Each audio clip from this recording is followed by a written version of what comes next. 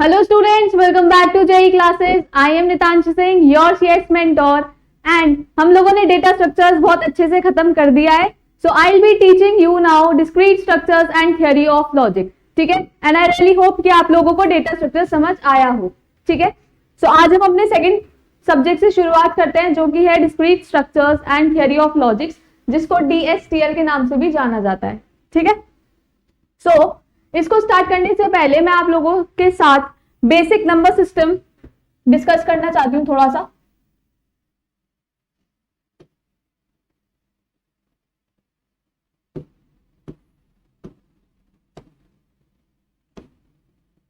Number system हम लोग अपने स्कूल टाइम से ही पढ़ते आ रहे हैं, है ना.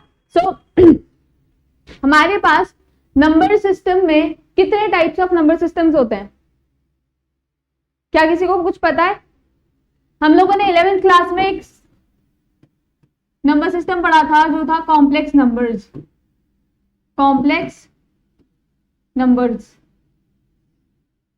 कॉम्प्लेक्स नंबर्स कौन से होते हैं? वो नंबर्स जिनमें आपके पास रियल पार्ट भी होता है और इमेजिनरी पार्ट भी होता है ना. For example a plus i b, this i stands for iota. ये आई क्या होता है? आयोटा, है ना. एंड जिस भी नंबर में आपके पास आयोटा नहीं होता वो होता है आपके पास रियल नंबर. एंड जिस भी नंबर के साथ आपके पास आयोटा होता है ये हो जाता है आपका इमेजिनरी नंबर.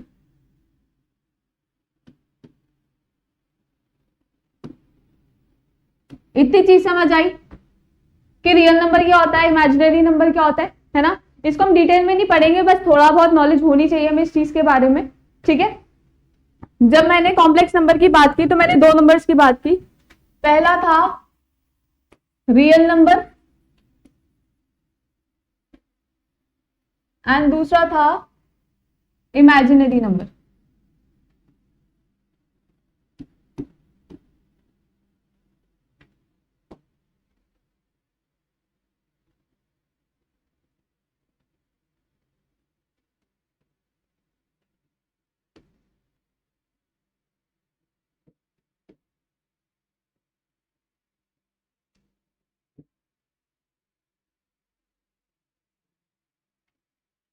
और इमेजिनरी नंबर कौन सा होता है? आयोटा वाला नंबर, राइट. ठीक है. अब रियल नंबर्स में हमारे पास क्या क्या कैटेगरी आती है? रियल नंबर को हम आर से डिनोट करते हैं, इतना सबको पता है. That real number is denoted by the letter R. अब रियल नंबर के फर्दर क्लासिफिकेशंस होते हैं. Rational number and irrational number. ठीक है. रैशनल नंबर का क्या मतलब होता है? वो नंबर जिसको आप P अपॉन Q की फॉर्म में रिप्रेजेंट कर पाओ, राइट. रैशनल नंबर कौन से होते हैं? जिनको आप P अपॉन Q की फॉर्म में रिप्रेजेंट कर पाओ. एंड रैशनल नंबर को हम Q से डिनोट करते हैं और इररेशनल नंबर को हम I से डिनोट करते हैं.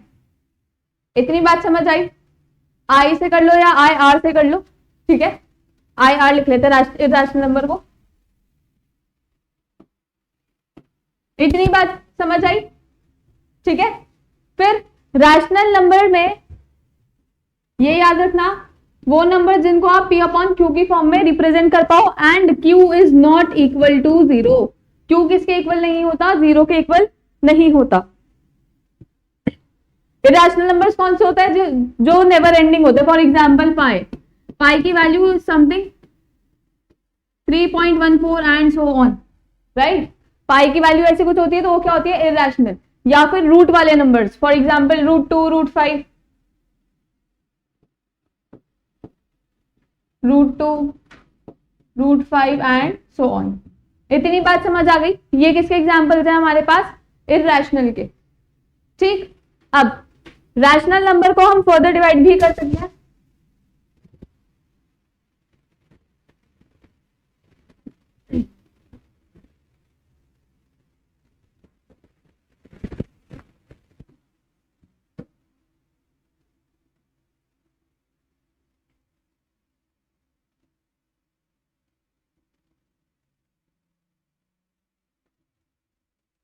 ठीक है।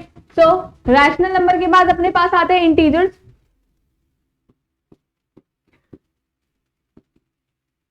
इंटीजर्स को आप कैसे डिनोट करते हो? Z से। Integers are denoted by Z। ठीक, अब इंटीजर्स में कौन कौन से नंबर्स आते हैं? From minus infinity two plus infinity, right. सारे ही नेगेटिव नंबर्स एंड सारे ही पॉजिटिव नंबर्स इंक्लूडिंग 0, वो किस में आते हैं? इंटीजर्स में, ठीक है। फिर हमारे पास आता है एक whole number.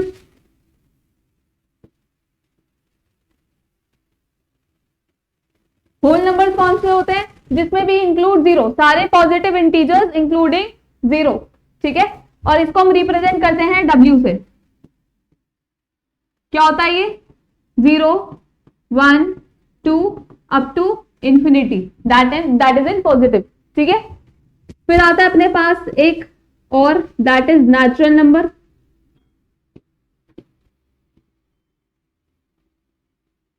Denoted by N and it starts from 1, 1, 2, 3 up to infinity। इतनी बात समझ आ गई? क्या हम नंबर सिस्टम्स को सही से पढ़ पाए? नंबर सिस्टम्स में we talk about complex number. Complex number में दो पार्ट्स होते हैं, the real part and the imaginary part. Real part मतलब real number and the imaginary number, ठीक है। उसके बाद ऑल्सो इमेजिनरी नंबर, कोई नंबर कब बनता है? जब इट हैज आयोटा, जिसकी वाइट से लिखते हैं इसको, जब we have the symbol iota that is i, and इसकी वैल्यू क्या होती है? Root minus one. इतनी बात समझ आ गई, ठीक है। फिर हम रियल नंबर्स को दो टाइप के नंबर्स में डिफाइन करते हैं, that is rational number and irrational number. Rational numbers कौन से होते हैं? जिसको आप P अपॉन Q की फॉर्म में रिप्रेजेंट कर पाओ, where Q is not equal to 0। अगर डिनोमिनेटर में 0 आ जाए, for example if I write 2 upon 0, तो ये क्या हो जाएगा? Not defined. ये क्या हो जाएगा? Not defined. So Q can never be equal to 0। इतनी बातचीत समझ आई, ठीक है। Then we have irrational number. Irrational numbers में कौन से नंबर्स होते हैं? जिनकी जो वैल्यू होती है वो नेवर एंडिंग भी होती है, ठीक है, मतलब रिपीटिशन होती है बहुत ज्यादा नंबर्स की। फॉर एग्जाम्पल आपके पास पाई की वैल्यू क्या रहेगी? 3.14 अप टू, मतलब बहुत सारे डिजिट्स आगे रहते हैं। इसको चाहे तो आप कैलकुलेटर पर कैलकुलेट भी कर सकते हो, 22/7, ठीक है। तो एक नेवर एंडिंग डिविजन हो जाता है। उसके बाद √2, √5, ये सब क्या हो गए आपके पास? Irrational numbers. उसके बाद एक सेकेंड, ये क्या हो गया?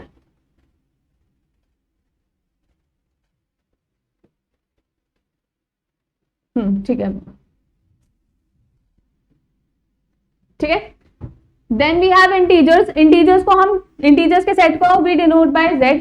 उसमें क्या होते हैं? सारे नेगेटिव नंबर्स एंड सारे positive numbers, all negative and all positive numbers, all negative and positive numbers including 0, ठीक है।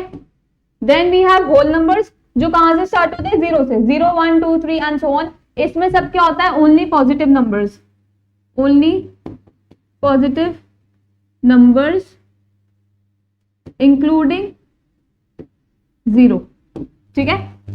फिर अपने पास आते हैं नेचुरल नंबर्स, जिनको हम डिनोट करते हैं N से, and these are all positive numbers excluding 0।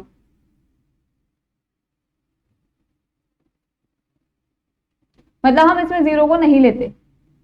इतनी चीज समझ आ गई, ठीक है। देन अब DSTL में जो सबसे पहला टॉपिक हम लोग पढ़ेंगे वो होगी सेट थ्योरी। सेट थ्योरी हम लोगों ने 11th क्लास में भी पढ़ी है। What is set? सेट हम लोगों ने पढ़ा है, it is a well defined collection of similar objects, ठीक है, distinct objects considered as a single entity। A set is a well defined collection of distinct objects, मतलब different objects considered as a single entity।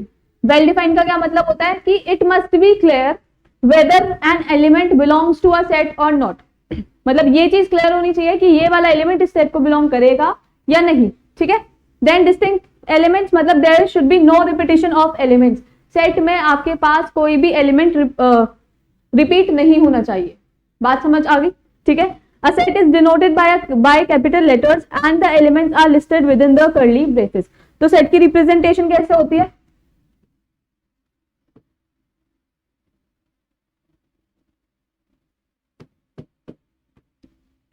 Set को आप एक capital letter से mark करेंगे, उसके बाद you will start curly braces and इसके बीच में सेट के एलिमेंट्स होंगे।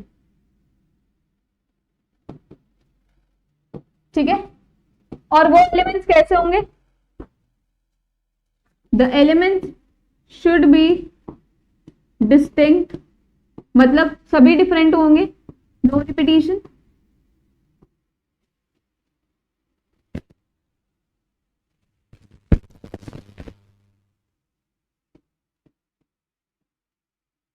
ठीक है।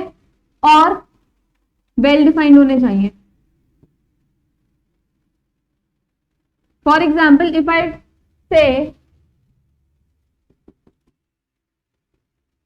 a set of even numbers, अगर मैंने एग्जाम्पल लिया that a set of even numbers, ठीक है, तो इसमें सभी कौन से नंबर्स होंगे जो इवन होंगे? इवन मतलब डिविजिबल बाय 2। ठीक है, so it will be 2, 4, 6, 8 and so on. तो ये सारे ही नंबर वेल डिफाइंड है कि अगर ये इवन है तो ये सेट में प्रेजेंट है, और अगर ये इवन नहीं है तो ये सेट में प्रेजेंट नहीं होंगे। इतनी बात समझ आई? सेट की बेसिक डेफिनेशन समझ आया? It is a collection of well defined objects या एंटिटीज। ठीक है।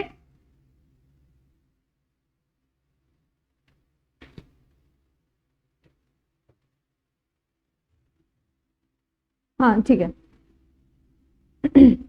और सेट हमेशा कर्ली ब्रेसेस से ही स्टार्ट होगा एंड कर्ली ब्रेसेस पर ही खत्म होगा। ठीक है। और सभी एलिमेंट्स को आप ऑल द एलिमेंट्स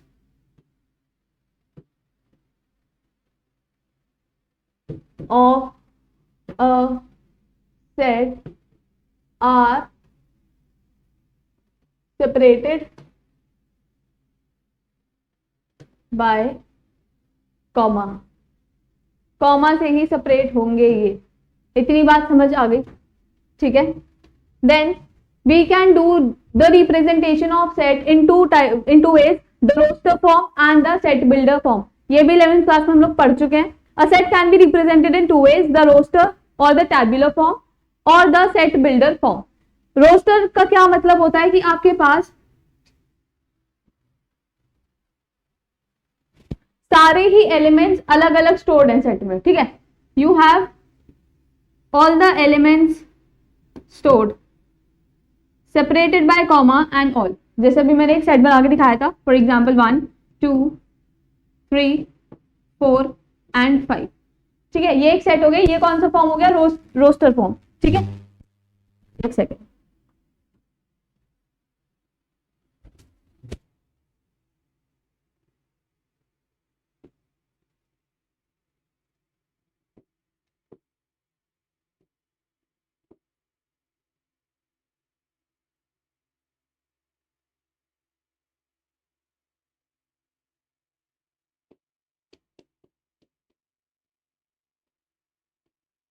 ठीक है, अब सेट बिल्डर फॉर्म में क्या होता है? वी पास अ स्टेटमेंट, हम एक कंडीशन देते हैं and every element of that set relates to that condition. ठीक है, हम जो कंडीशन देंगे, we'll be giving a condition in the set. हम कोई कंडीशन देंगे सेट की। ठीक है, we'll be giving the condition of the set. ठीक है, और वो कंडीशन कैसे होगी कि हर एक एलिमेंट जो सेट में प्रेजेंट होगा वो उस कंडीशन को सेटिस्फाई करेगा। फॉर एग्जाम्पल अगर मैं इसी सेट का एक कंडीशन बनाने लग जाऊं तो it will be set contains x such that x is a natural number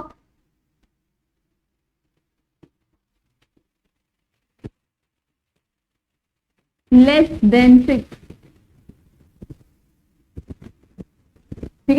natural number less than 6. So 6 से लेस है 1, 1 भी natural number है, 6 भी natural number है. Then 2 is also less than 6. Then 3 is also less than 6. Then 4 is also less than 6. And 5 is also less than 6. अब अगर मैंने यहाँ पर सेट में एक और एलिमेंट इंक्लूड कर दिया दैट इज 6, तो 6 is not less than 6. It is equal to 6 but it is not less than 6. तो ये वाला element will not satisfy our condition. बात समझ आ गई? तो अगर ये हमारी कंडीशन को सेटिस्फाई नहीं करेगा तो ये सेट को बिलोंग नहीं करेगा. इतनी बात समझ आ गई. दो फॉर्म्स होती है अपने पास, roster form and the set builder form. Roster form में आप सारे ही एलिमेंट्स को शो कर देते हो एक ही सेट में. फॉर एग्जाम्पल जो भी आपका सेट होगा, for let's say even number का सेट है, ठीक है, इवन नंबर का set that is less then 12. तो 2, 4, 6, 8, 10, ठीक है. इतनी बात समझ आ गई. और यहाँ पे कंडीशन अगर मैं बोलूंगी फिर, सो एक्स सच दैट, ये सच दैट का ऑपरेशन यहाँ पे हम, ये सिंबल है, it stands for such that, ठीक है. x such that x is an even number less than 12. इतनी बात समझ आई?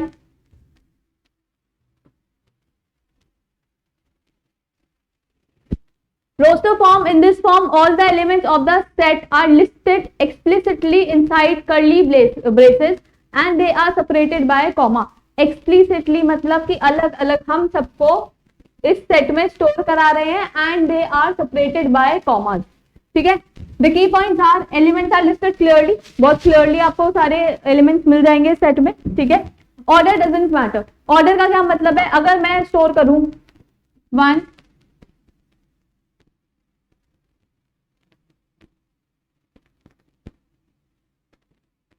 1, 2, 3, 4, 5, ठीक है. ये भी सेम है. अगर मैं स्टोर करूं 1, 2, 4, 3, 5, ये भी एक ही बात है. अगर मैं स्टोर करूं 4, 3, 5, 2, 1, ये भी एक ही बात है. And if I store 3, 2, 4, 5 and 1, order से मतलब ऑर्डर डजंट मैटर, मतलब एलिमेंट्स का ऑर्डर डजंट मैटर. इतनी बात समझ आ गई? आप किसी भी एलिमेंट को कहीं पर भी स्टोर कर सकते हो. दो दे आर लिस्टेड एक्सप्लिसिटली, तो order will not matter at all. इतनी बात समझ आ गई? बहुत क्लियरली आपको सारे एलिमेंट स्टोर्ड मिलेंगे, ठीक. Repetition is not allowed roster form में या सेट बिल्डर फॉर्म में, मतलब सेट में the repetition is not allowed at all. Simple for small set, बहुत सिंपल है स्मॉल सेट के लिए. अगर मैं बोलूँ स्मॉल सेट बोल दूँ या फाइनाइट सेट बोल दूँ, ठीक है, मुझे पता है अगर मुझे 10 ही एलिमेंट स्टोर करने हैं एक सेट में, तो I can go with roster form, ठीक. लेकिन वहीं अगर मैं बोलूँ कि मुझे 100 एलिमेंट स्टोर करने हैं, तो आप 100 एलिमेंट्स को एक्सप्लिसिटली कैसे स्टोर करोगे, ठीक है. So you will just pass a statement for that set and जो भी एलिमेंट उस सेट की स्टेटमेंट को सेटिस्फाई करेगा वो उस सेट में अपना आप आ जाएगा. इतनी बात क्लियर है? तो for large sets we go for the set builder form. What is the set builder form? In this form, a property or a rule is given. मैंने बताया था कि हम लोगों ने एक प्रॉपर्टी पास कर दी, एक रूल पास कर दिया था that x such that x is less than 6 and is a natural number. या and is a natural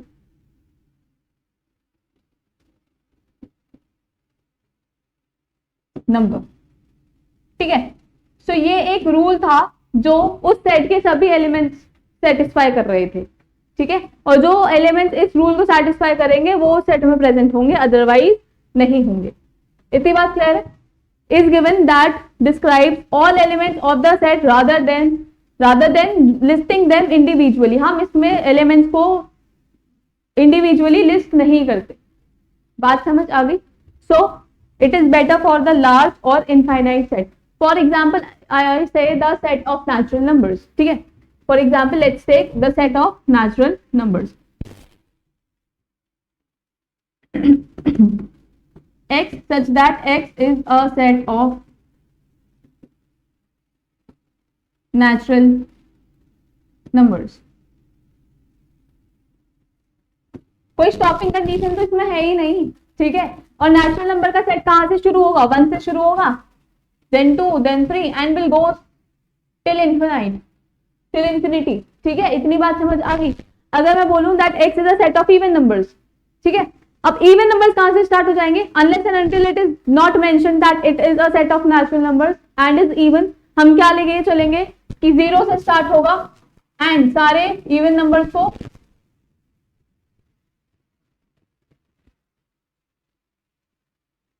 क्या ही कर रही हूं मैं, सारे इवन नंबर्स को सेटिस्फाई करेगा अप टू इंफिनिटी, इंफिनिटी तक जितने भी इवन नंबर्स आएंगे, ठीक है। क्या काउंटिंग कभी रुकती है, नहीं रुकती, ठीक है। तो ऐसे ही, और नेचुरल नंबर्स तो सभी सब पूरी काउंटिंग होगी दैट इज पॉजिटिव, ना तो काउंटिंग आपकी नेगेटिव में रुक रही है ना काउंटिंग आपकी पॉजिटिव में रुक रही है, ठीक है।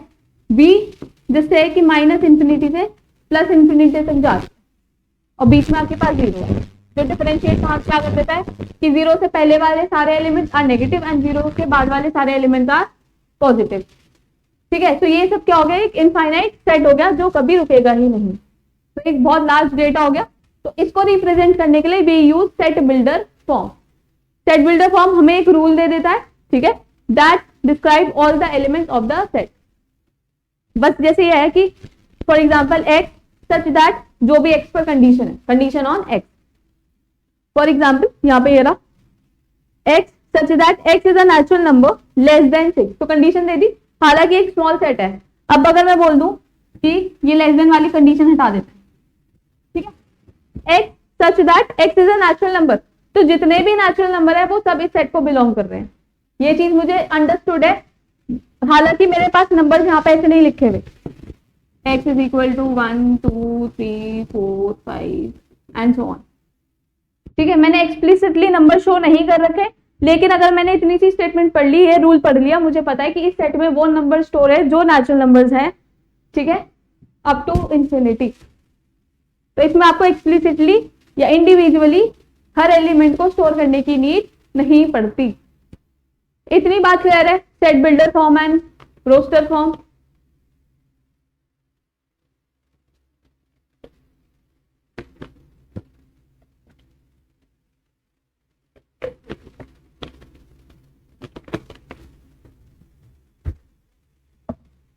ठीक है,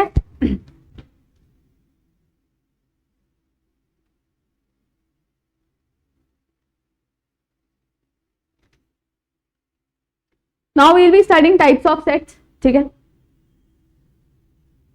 टाइप्स ऑफ सेट्स क्या होता है कि कितने टाइप के सेट्स होंगे अपने पास, पहला है एम्प्टी सेट एंड दूसरा है सिंगलटन सेट। हम लोग हमेशा बेस कंडीशन पहले पढ़ते हैं, ठीक है, डेटा स्ट्रक्चर्स में भी हमने ऐसे ही किया था, जब हमने ग्राफ्स पढ़ा था तो हमने पहले नल ग्राफ पढ़ा था, फिर हमने ट्रिवियल ग्राफ पढ़ा था एंड उसके बाद हम आगे बढ़े थे टाइप्स ऑफ ग्राफ पर। तो आज हम पढ़ेंगे types of sets, that includes the very first set that is your empty set. तो एम्प्टी सेट मतलब खाली है, the set that has no elements, जिसके पास कोई एलिमेंट्स नहीं है। इसको या तो आप 5 से डिनोट करते हो या फिर एम्प्टी ब्रेसेस से डिनोट करते हो, इतनी बात क्लियर है। फॉर एग्जाम्पल ए को आप 5 से भी डिनोट कर सकते हो और ए में आप एम्प्टी ब्रेसेस लगा सकते हो, इससे भी मुझे पता चल जाएगा कि जो मेरा सेट है वो नल सेट है या फिर एम्प्टी सेट है, इतनी बात क्लियर है। या फिर आप ऐसे भी लिख सकते हो that A is equal to x such that x is less than 0, x is less than 0 and x is a natural number। तो x से 0 से कम कोई नेचुरल नंबर होता ही नहीं है। नेचुरल नंबर कौन से होते हैं, 1 2 3 अप टू इंफिनिटी एंड सभी 0 से बड़े हैं, राइट। तो ये क्या कंडीशन एक तो उल्टी थी है कि x is less than 0, but अगर यहाँ पे नेचुरल नंबर की जगह इंटीजर्स होता तो इस सेट में हमारे पास एलिमेंट्स होते, बट यहाँ पे ये नेचुरल नंबर दे दिया गया है, तो ये क्या हो गया हमारे पास एम्प्टी सेट, इतनी बात क्लियर है।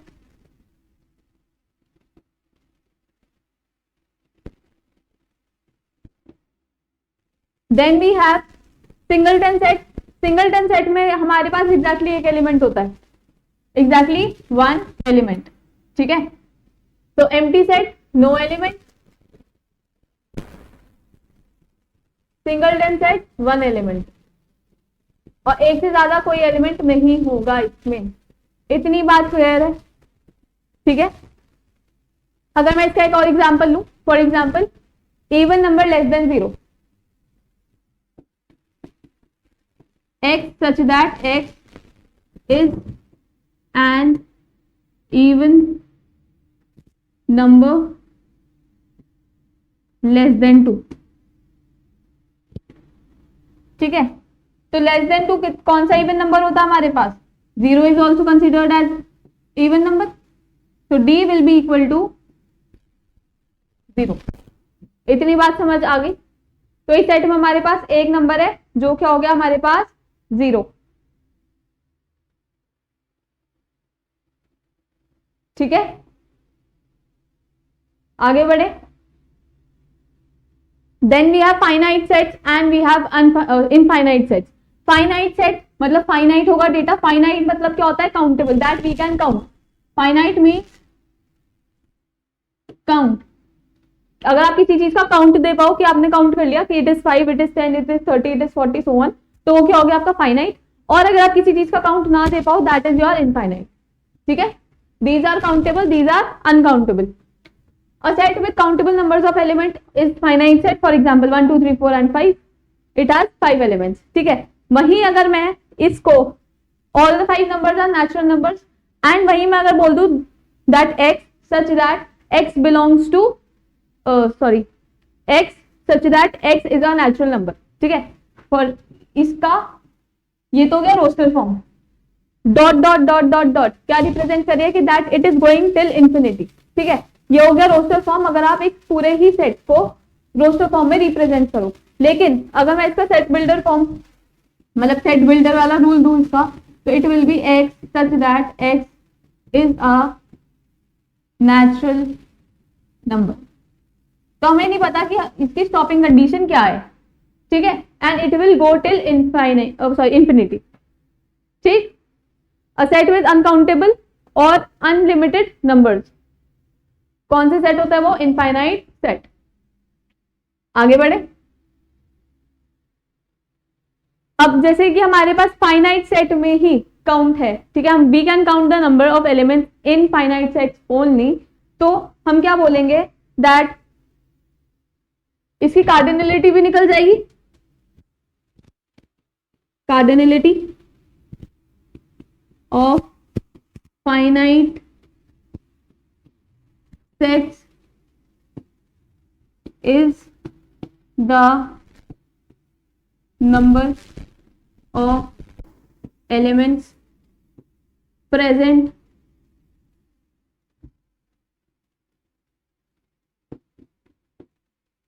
in a set। एक सेट में आपके पास कितने एलिमेंट्स प्रेजेंट हैं वो क्या हो जाएगा इसकी कार्डिनलिटी। क्या आप इनफाइनाइट सेट की कार्डिनलिटी निकाल सकते हो? नहीं। We can not count the number of elements present in an infinite set. इतनी बात समझ आ गई? अगर हमारे पास फाइनाइट सेट में n एलिमेंट्स हैं तो उसकी कार्डिनलिटी कितनी हो जाएगी? n, ठीक है। बात समझ आ गई? मैं आपको छोटी छोटी चीजें भी बताती रहती हूँ। कई बार ऐसा होता है कि जब हम आपको एनोटेशंस प्रोवाइड करते हैं तो ये हटा दिया जाता है। सो प्लीज वीडियो को देखो आराम से, ठीक है, एंड नोट करते चलो साथ के साथ, ठीक है। Then we have equal sets and equivalent sets. Equal sets में क्या होता है that the number of elements in the set are equal, ठीक है। नंबर मतलब उसकी कार्डिनलिटी भी सेम है एंड जो जो एलिमेंट उसमें प्रेजेंट है वो भी सेम है। ऑर्डर विल नॉट मैटर, ठीक है, ऑर्डर विल नॉट मैटर। अगर मैं बोलूं कि एक सेट है मेरे पास 0 2 4 6 एंड 8, ठीक है, और मैं वही बोलूं मेरे पास एक दूसरा सेट है दैट इज 8 4 6 2 0, ठीक है। नंबर ऑफ एलिमेंट्स इसमें कितना है? 5। नंबर ऑफ एलिमेंट्स इसमें कितना है? 5, ठीक है। अब 0 है हमारे पास, इसमें भी है, देन वी हैव 2 इसमें भी है, देन वी हैव 4 इसमें भी है, देन वी हैव 6 इसमें भी है एंड देन वी हैव 8 इसमें भी है। नंबर ऑफ एलिमेंट्स भी सेम है and all the elements are also same, ठीक है। Order will not matter. तो ये कौन से सेट्स हो गए मेरे पास? Equal sets. ये कौन से सेट्स हो गए मेरे पास? Equal set. Two sets are equal if they have exactly the same element regardless of the order, जिनके एलिमेंट्स बिल्कुल सेम हो, ठीक है। For example 1 2 3 3 2 1। बात समझ आ गई? तो हम यहां से क्या बोल देंगे कि A is equal to B, क्या बोल देंगे हम, A is equal to B। तो जब हम इक्वल देखेंगे तो हम क्या क्या देखेंगे, the number of elements and the elements, ठीक है। Then we have equivalent sets. Equivalent sets कौन से होते हैं, the two sets are equivalent if they have the same number of elements even if the elements are different, ठीक है, even if the elements are different. तो हमारे पास जो number of elements है, मतलब कार्डिनलिटी जो है हमारे पास, वो क्या रहेगी, सेम। अगर एक सेट में 3 एलिमेंट्स है तो दूसरे सेट में भी कितने एलिमेंट्स होंगे, 3, ठीक है। If we have set A में 5 एलिमेंट्स तो सेट बी में भी 5 एलिमेंट्स ही होने चाहिए। अलग अलग 5 एलिमेंट्स है वो बात अलग है, ठीक है। अगर वो पांचों एलिमेंट्स भी सेम हो गए कि इसमें भी 1 to 5 लिखा है और इसमें भी 5 to 1 लिखा है, 1 to 5 भी लिखा है, तो हो जाएगा इक्वल सेट, ठीक है। इतनी बात समझ आ गई। यहां पर एलिमेंट सेम होने चाहिए, वहां पे नंबर ऑफ एलिमेंट सेम होना चाहिए, ठीक है। इक्वल एंड इक्विवेलेंट क्लियर है।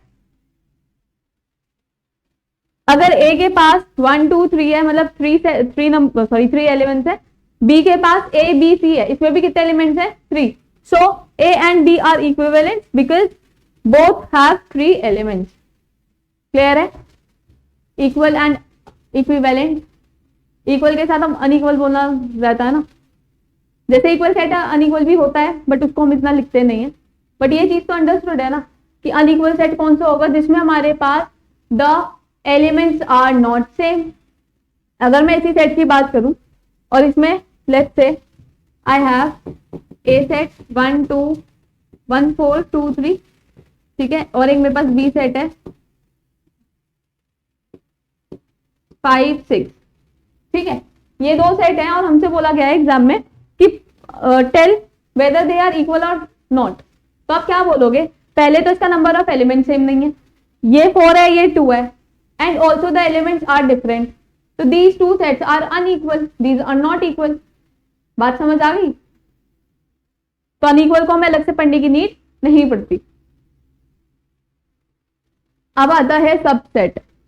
देखो सबसेट क्या होता है, a set A is a subset of B if every element of A is present in B, ठीक है। If every element of A is also in B, अगर मैं बोलूं मेरे पास एक A सेट है, लिखा तो है यहाँ पे 1 and 2, एंड मेरे पास एक B सेट है 1 2 3 4, तो A के एलिमेंट्स हमारे पास B में प्रेजेंट है, A के सारे ही एलिमेंट्स हमारे पास कहां पर प्रेजेंट है, B में प्रेजेंट है। तो A is the subset of B। तो A क्या हो गया, B का सबसेट। सब वर्ड हम किस लिए यूज करते हैं, सब वर्ड किसको डिनोट करता है, पार्ट को। जब हम लोगों ने ग्राफ पढ़ा था, हमने क्या पढ़ा था, सब ग्राफ भी पढ़ा था, राइट। सो सब जो पार्ट जो वर्ड है ये किसको डिनोट करता है, पार्ट को डिनोट करता है। सो बी में सारे ही एलिमेंट्स हैं ए के, so A is the subset of B, ठीक है। बी तो हो गया एक पूरा सेट एंड ए क्या हो गया उसका सबसेट। इतनी बात क्लियर है। सबसेट डिनोट करने का तरीका होता है हमारे पास ये, क्योंकि बी में है और किसके एलिमेंट्स, ए के एलिमेंट्स, और सारे एलिमेंट्स हैं, इसलिए हम लोग यहाँ पर नीचे एक डैश भी बनाते हैं। बात समझ आ गई, इतनी बात क्लियर है, ठीक है। Denoted by A is the subset of B, जो की तरफ है वो सबसेट है एंड जिसकी तरफ कर्व खुला हुआ है वो सुपरसेट है, ठीक है। If A is a subset of B, then B is called the superset of A. B is called the superset of A. यहाँ पे सबसेट लिखा गया है गलती से, ठीक है। देखो if I have A is a subset of B, ठीक है। देखो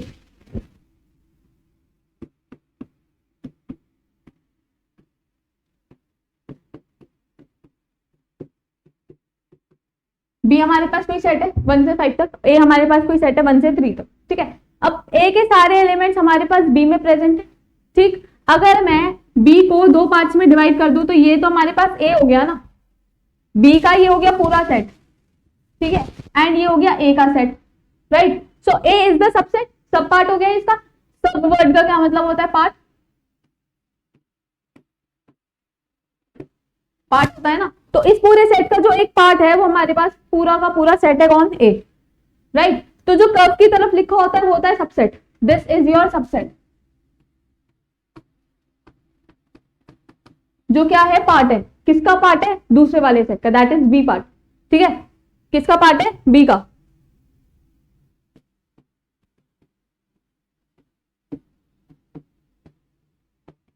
किसका पार्ट है? बी का। सो बी क्या हो जाएगा आपके पास? Super set. इतनी बात समझ आ गई कि सबसेट क्या है, सुपर सेट क्या है? सुपर सेट वो होता है जो पूरे पूरे सेट्स को अपने अंदर बैठा के रखता है। तो पूरा एक सेट ए बी के अंदर है, ठीक है।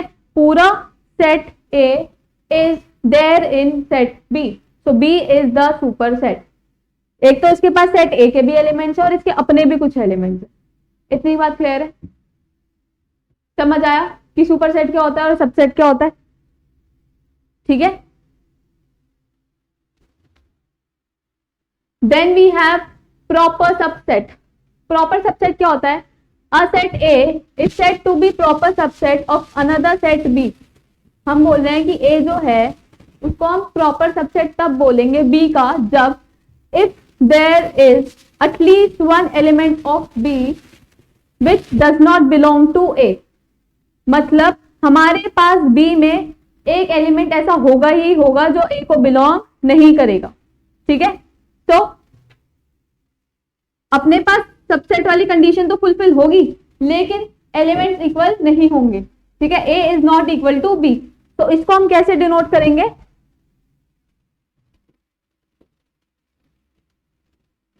ठीक है, इसमें हम नीचे डैश नहीं लगाएंगे, इसमें हम नीचे डैश नहीं लगाएंगे। बात समझ आ गई? ठीक है, a set A is said to be a proper subset of another set B if there is at least one element of B which does not belong to A। ठीक है, B सेट में पक्का ऐसा कोई एक element होगा जो A को बिलोंग नहीं करेगा। ठीक, so A is not equal to B। Equal का क्या मतलब है? दो सेट इक्वल कब होंगे? जब उसके नंबर ऑफ एलिमेंट्स भी सेम है एंड एलिमेंट्स भी सेम है, मतलब कार्डिनलिटी भी सेम है और जो जो एलिमेंट्स प्रेजेंट है वो भी सेम है। ठीक है, and it is denoted by A curve B. बात समझ आई? इसमें हम लोग डैश नहीं लगाएंगे नीचे। Then we have a universal set. Universal मतलब क्या होता है? यूनिवर्स का क्या मतलब होता है? सब कुछ, राइट, एवरीथिंग। अब a set that contains all elements under consideration. अगर ये यहां मेरा लिखने का क्या मतलब था? अंडर कंसिडरेशन का क्या मतलब है? दैट अगर मैं बात करूं सिर्फ इवन नंबर्स की, 2, 4, 6, 8, ठीक है, अगर मैं सिर्फ बात करूंगी इवन नंबर्स की, ठीक है, एक सेट है मेरे पास इवन नंबर्स 2, 4, 6, 8, 10, तो इसके लिए एक यूनिवर्सल सेट क्या हो सकता है? The set of even numbers. अब एक यूनिवर्सल सेट हो सकता है हमारे पास सेट ऑफ इवन नंबर्स।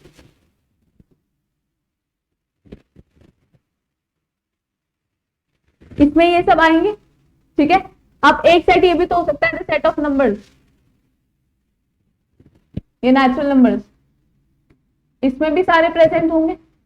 पर इसमें क्या होगा? ऑड नंबर्स भी आ जाएंगे अपने पास। यूनिवर्सल सेट मतलब कि वो सेट जिसमें आपके पास सारे सेट्स प्रेजेंट हो। अगर मैं इसकी बात करूं मतलब एक यूनिवर्सल सेट है मेरे पास 1, 2, 3, 4 एंड 5। ठीक है, जरूरी नहीं है कि यूनिवर्सल मतलब आप इन्फिनिटी की बात करोगे, फ्रॉम इन्फिनिटी टू इन्फिनिटी बात करने की नीड नहीं होती। That's why I wrote under consideration.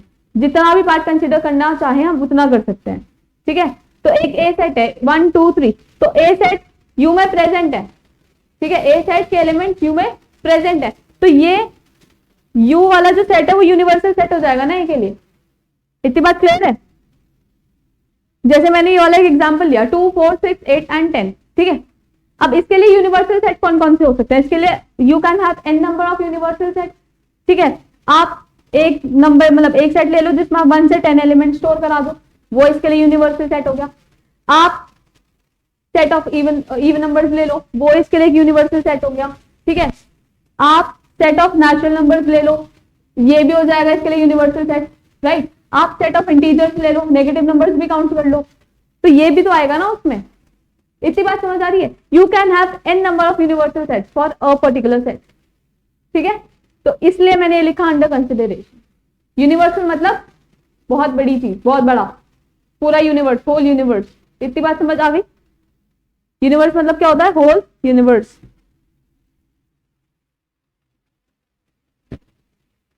It is denoted by U. Universal set को आप कैसे डिनोट करते हो? यू से। अगर आपके पास एक सेट ए है एंड अगर एक मैं बी सेट ले लूं जिसमें हमारे पास एलिमेंट है 2 3 4, तो बी के लिए भी हमारा जो यू सेट है वो यूनिवर्सल सेट ही बोला जाएगा। इतनी बात क्लियर है? ठीक है,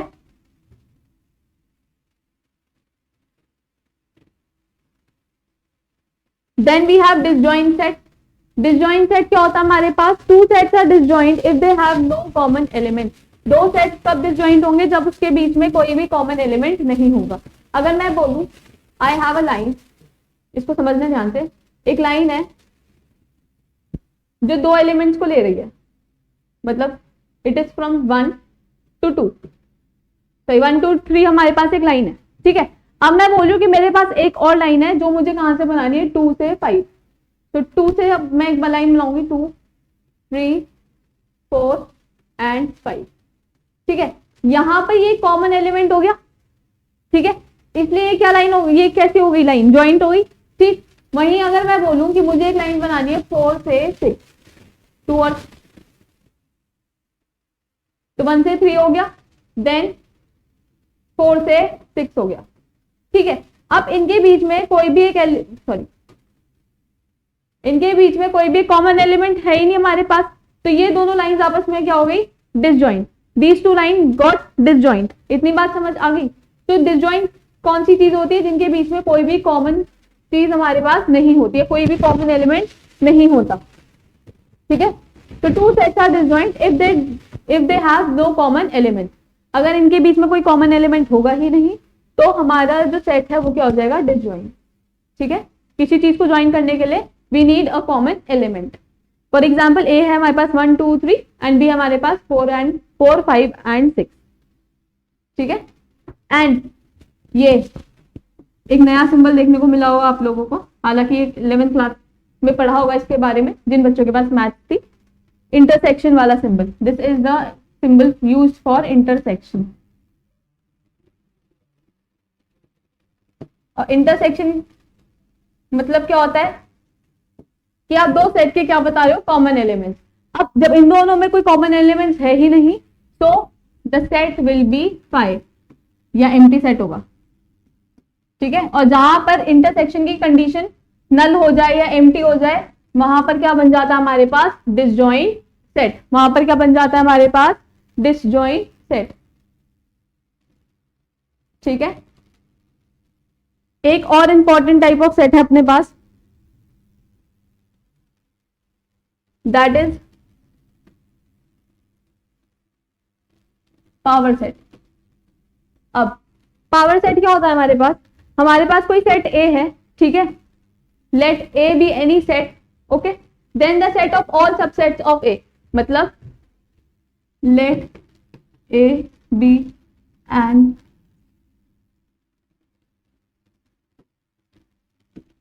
ठीक है, so power set of A will contain all the subsets of A। ठीक है, आपके पास कोई एक सेट है A, ठीक है, और उसके एलिमेंट्स को मिसमैच करके आप जितने भी सबसेट्स बना सकते हो, ठीक है, जितने भी सबसेट्स बना सकते हो वो किसमें स्टोर्ड होंगे? पावर सेट में। ठीक है, all the subsets of A will be stored in power set of A। सो मैं पावर सेट को क्या बोल सकती हूँ? सब set of subsets,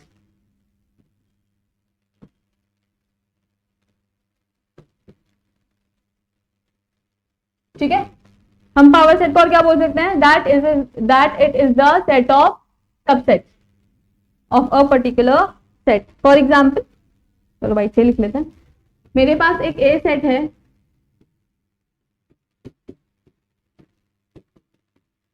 one two three, ठीक है। अब हमने सेट की कुछ कंडीशंस पढ़ी थी, सेट हो या सबसेट हो, ठीक है, कर्ली ब्रेसेस से शुरू होगा और खत्म होगा, उसके बाद separated by commas,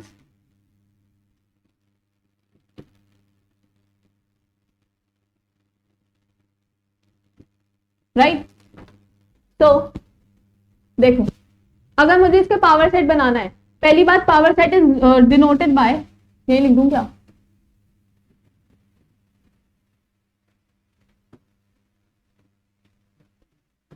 P of ए, ठीक है।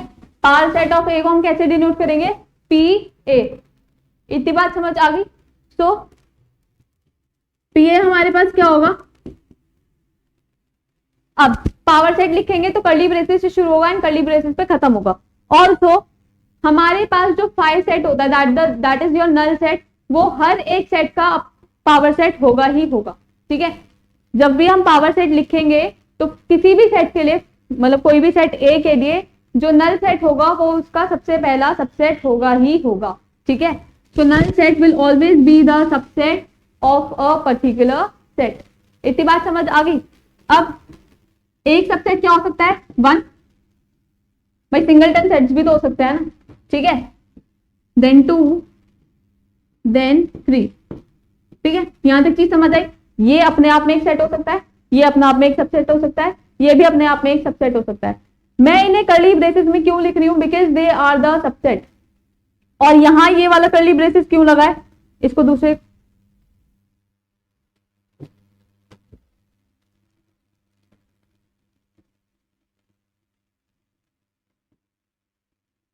ये वाला जो कर्ली ब्रेसेस है वो किसको डिनोट कर रहा है, पावर सेट को, ठीक है। एंड अंदर के जितने भी कर्ली ब्रेसेस हैं वो किसको डिनोट कर रहे हैं, सबसेट को। तो 1 भी हो गया, 2 भी हो गया, 3 भी हो सकता है। अब ऐसा भी तो हो सकता है कि 1 2 आपस में स्टोर हो, ठीक है, 2 3 आपस में स्टोर हो, 1 3 आपस में स्टोर हो, राइट। इतनी बात समझ आ गई। हम 2 1 स्टोर नहीं कर सकते। 2 1 क्यों नहीं स्टोर कर सकते, क्योंकि हमने 1 2 स्टोर कर दिया, ठीक है। And order of elements doesn't matter in a set. इतनी बात समझ आ गई। तो 1 2 2 3 3 1, ठीक। अब 1 के साथ 3 स्टोर कर दिया, 1 के साथ 2 स्टोर कर दिया, 2 के साथ 1 स्टोर करने की नीड नहीं पड़ेगी, 3 के साथ, ये 2 के साथ 3 स्टोर करने की नीड भी नहीं पड़ेगी, कर दिया मतलब ऑलरेडी। फिर उसके बाद 3 के साथ 1 स्टोर करने की नीड नहीं पड़ेगी क्योंकि 1 3 ऑलरेडी स्टोर्ड है, एंड 3 के साथ 2 स्टोर करने की नीड नहीं पड़ेगी क्योंकि 2 एंड 3 ऑलरेडी स्टोर्ड है, ठीक। अब एक आखिरी सबसेट हमारे पास बचा है, that is the whole set itself. इतनी बात समझ आ गई। फिर मैंने 1 2 3 को भी अलग से स्टोर कर दिया। तो ये पावर सेट बनाना आया। एक नल सेट तो ऑलवेज होगा ही होगा, ऑल्सो पूरा का पूरा सेट भी क्या हो जाएगा, सबसेट फॉर इटसेल्फ, ठीक है। A is a subset of itself, यहां लिख लेते हैं, null set is the subset for every set, मतलब हर एक सेट का सबसेट नल सेट होगा ही होगा, and the set is the subset itself, ठीक है। कोई भी सेट अपना सबसेट होता ही होता है। So the set is the subset of itself. Of लगाना भूल गई हूं यहां,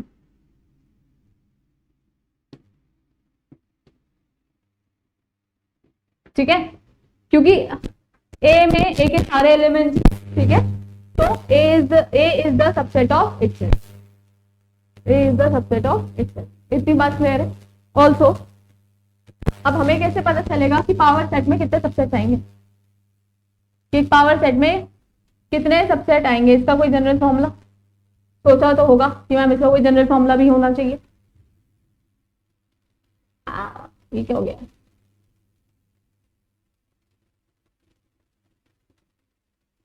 ठीक है, तो सोच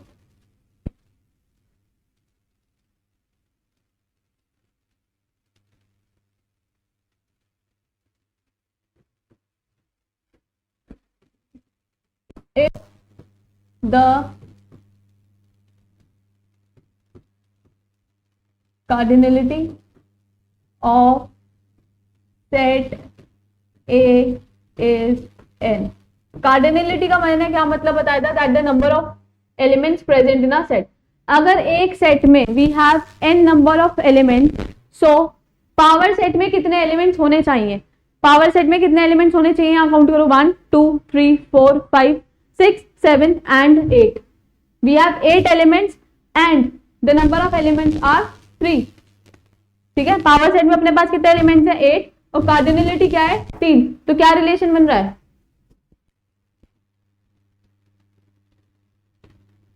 that PA will contain 2 raised to the power n elements। ठीक है, सो पावर सेट में कितने एलिमेंट्स प्रेजेंट होंगे? 2 raised to the power n। इतनी बात समझ आ गई?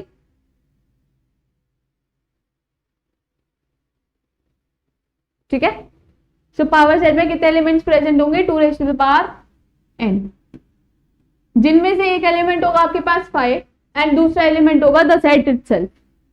तो पावर सेट में ये एक एलिमेंट है, 2 3 4 5 6 7 एंड 8। पावर सेट समझ आया?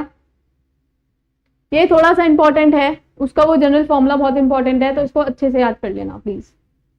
ठीक है, इतनी बात समझ आ गई? अब अगर मैं क्वेश्चन पूछूं तुम लोगों say that you have a set, ठीक है, the number of elements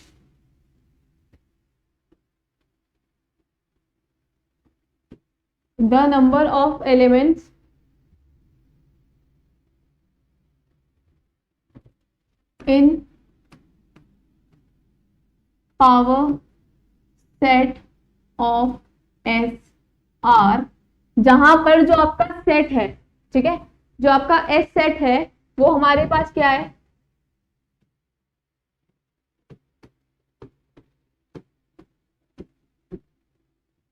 ठीक है, ये अपने पास सेट है।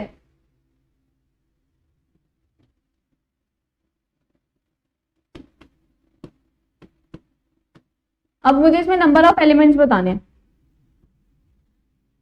Find the number of elements, मतलब मुझे क्या बतानी है? Cardinality of P S.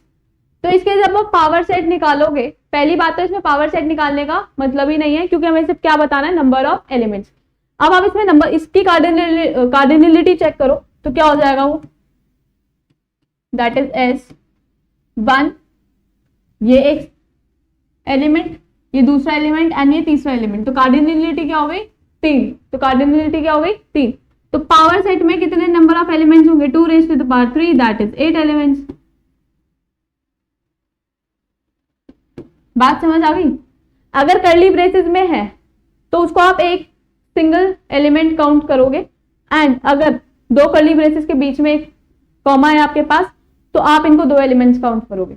बस आपको नंबर ऑफ एलिमेंट्स काउंट करने आने चाहिए। आपको इससे भी ज्यादा कॉम्प्लिकेटेड सेट्स देखने को मिलेंगे जब आपको नंबर ऑफ एलिमेंट्स निकालने होंगे, किसमें?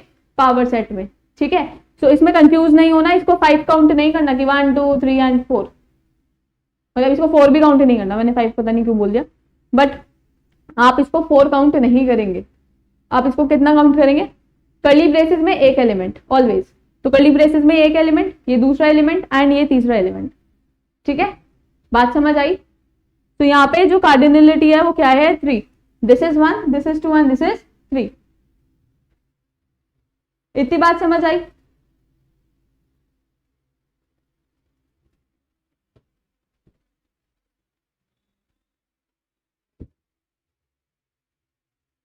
एक और क्वेश्चन करते हैं पावर सेट पे। पावर सेट थोड़ा सा कॉम्प्लिकेटेड है एंड पर इजी भी है थोड़ा सा, तो ये करना आना चाहिए। पहले नंबर ऑफ एलिमेंट्स पे कर लेते हैं क्वेश्चन और।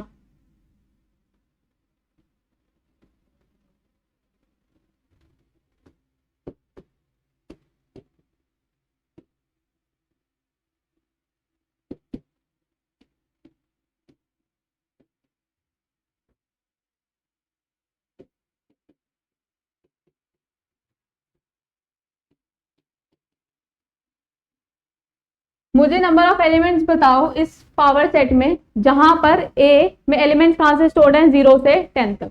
तो नंबर ऑफ एलिमेंट्स क्या हो जाएंगे हमारे पास,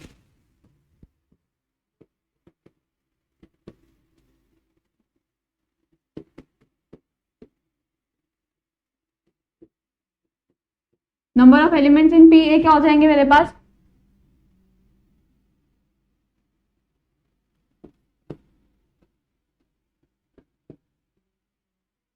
two raise to the power N, and N मेरे पास क्या है यहाँ पे 11, 10 and 10 plus 1 0।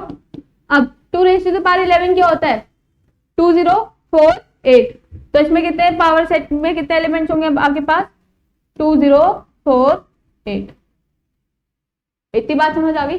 To raise to the power 10 की वैल्यू होती है 1024, तो two raise to the power 11 की वैल्यू क्या होगी 2048।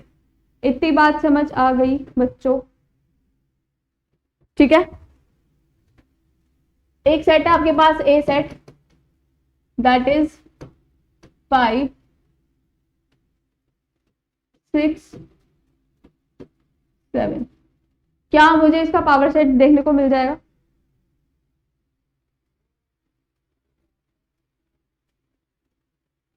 एक सेकेंड, इसको नॉर्मली रखते हैं ताकि आपका ना डिफरेंस क्लियर हो आप लोगों को। अगर मैं इसके सेट बनाऊं पावर सेट, तो मुझे पता है कितने एलिमेंट स्टोर होंगे 2 raise to the power 3 that is 8। तो पावर सेट में पहला एलिमेंट कौन सा होता है आपके पास,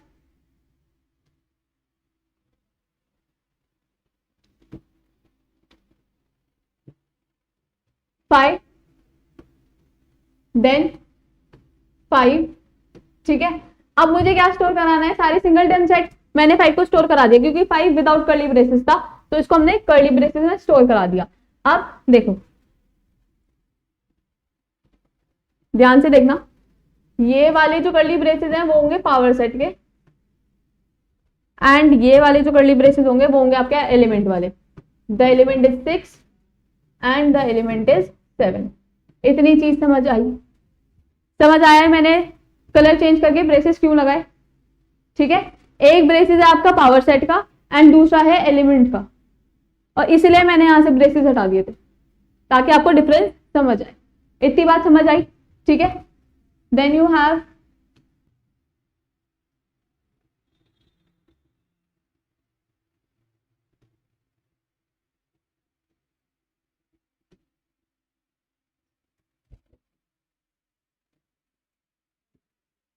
one two three four five six seven and 8, ठीक है। देखो अब 5 और 6 आपस में स्टोर करा दिया, 6 एंड 7 आपस में स्टोर हो गए, ठीक है। और ये सिंगलटन सेट्स है, ठीक है। उसके बाद 5 एंड 7 आपस में स्टोर हो गए और पूरा का पूरा सेट आपस में स्टोर हो गया। ये चीज समझ आई। ये जितने भी येलो ब्रेसेस हैं वो किसके लिए हैं आपके पास, सब जो भी आपका सेट है, ठीक है। पावर सेट के लिए हमने कौन से ब्रेसेस यूज किए हैं, yellow braces, and white braces किसके हैं, the singleton set, those are the elements of the set itself. इतनी बात समझ आ गई, बात क्लियर है, ठीक है। आगे बढ़े। Then we have multi sets, ठीक है। हमारे सिलेबस में 2 टाइप्स के सेट है, एक तो नॉर्मल सेट जो हम लोग ऑलरेडी पढ़ चुके हैं, और दूसरा मल्टी सेट्स, ठीक है। ऑपरेशंस दोनों पर परफॉर्म होंगे, द सेट मतलब जो नॉर्मल सेट है आपका उस पर भी और मल्टी सेट्स हैं उस पर भी, ठीक है। वो हम नेक्स्ट क्लास में पढ़ेंगे। अभी हम लोग देखते हैं मल्टी सेट।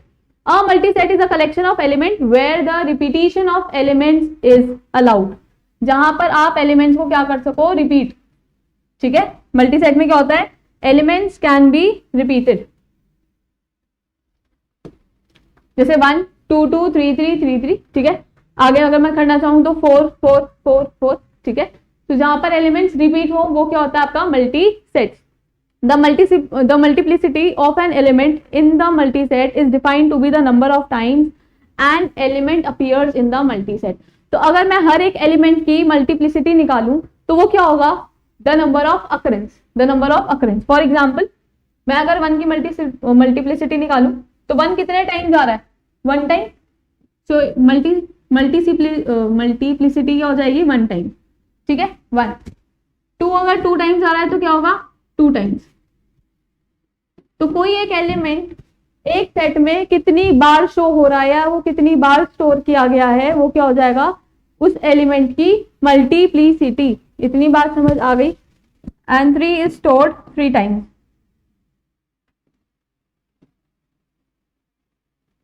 थ्री कितने टाइम स्टोर किया गया है, 3 टाइम्स। बात समझ आई।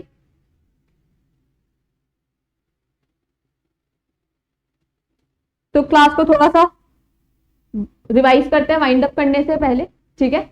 हम लोगों ने क्या पढ़ा, हम लोगों ने नंबर सिस्टम्स पढ़ा, ठीक है। Then we have studied about types of set.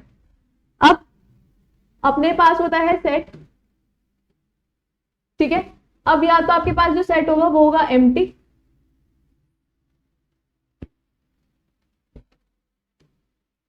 अरे यार क्या करूंगा, सॉरी, एम्प्टी सेट, ठीक है। या फिर होगा आपके पास नॉन एम्प्टी सेट।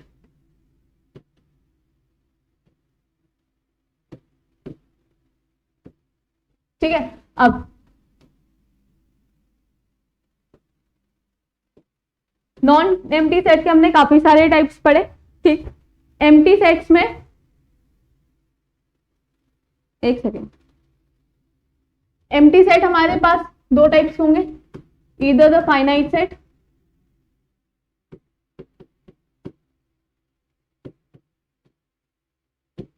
और the infinite set,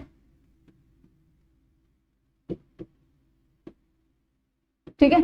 finite set क्या होता है आपके पास, जिसमें the number of elements can be counted,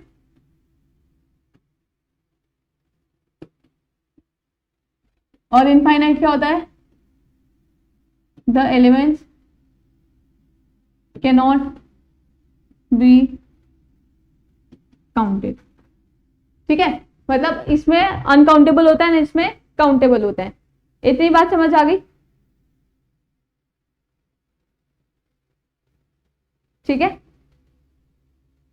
फिर एम्प्टी सेट,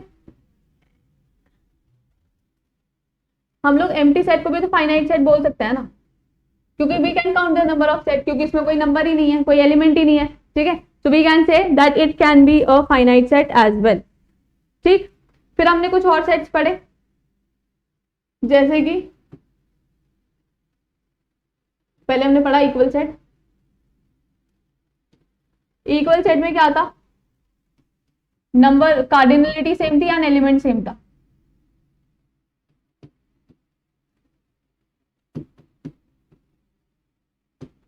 कार्डिनलिटी भी सेम थी और एलिमेंट्स भी सेम थे, ठीक है। इक्विवेलेंट में क्या था, सिर्फ कार्डिनलिटी सेम थी,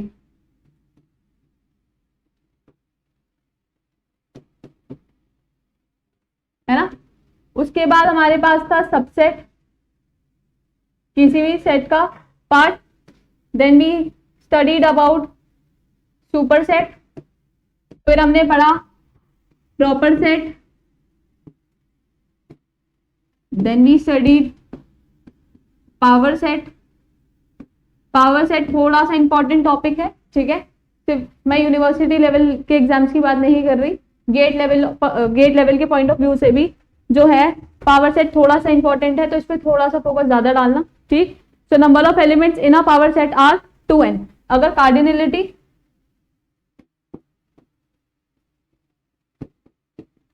n है तो एलिमेंट्स इन पावर सेट क्या हो जाएंगे आपके पास, 2n, ठीक। उसके बाद मैंने ये बोला था that phi is the subset of every set. Phi क्या होता है आपके पास, is a subset of every set, ठीक है। और अगर मैं सेट ए की बात कर रही हूं तो set A is the subset of itself, खुद का सबसेट होगा डेफिनेटली, ठीक है। फिर उससे पहले हमने दो टाइप से रिप्रेजेंटेशन पढ़ी थी सेट्स की।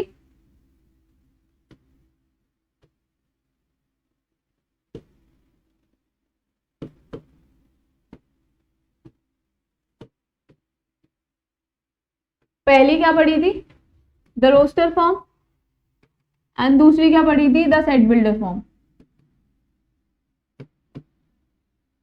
ठीक है। रोस्टर फॉर्म में हम क्या कर रहे थे, एक्सप्लिसिटली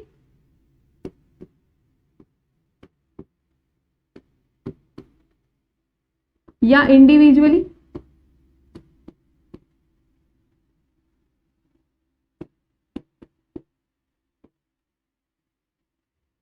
स्टोरिंग द एलिमेंट्स अलग अलग सेपरेटेड बाय कॉमास, ठीक है। एंड सेट बिल्डर में क्या कर रहे थे, we were giving a rule that satisfy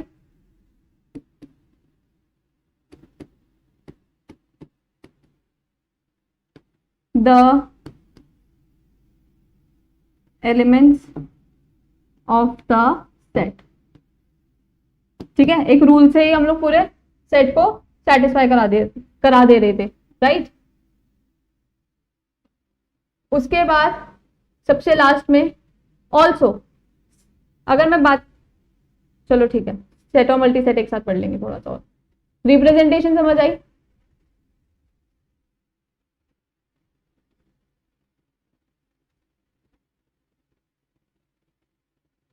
ठीक है।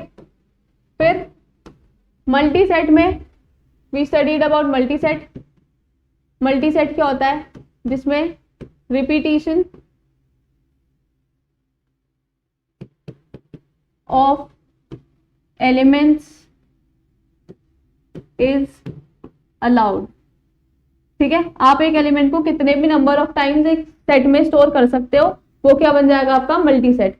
देन हम लोगों ने क्या पढ़ा था कि सेट में there is no repetition allowed of elements, there is no repetition allowed. So आज की क्लास में बस इतना ही, ठीक है। बाकी हम पढ़ेंगे नेक्स्ट क्लास में, and that will be all based on the operation performed on sets and multi sets, ठीक है। सो मिलते हैं नेक्स्ट क्लास में, ऑपरेशंस वाली क्लास लेके आएंगे। Till then bye bye, take care and thank you.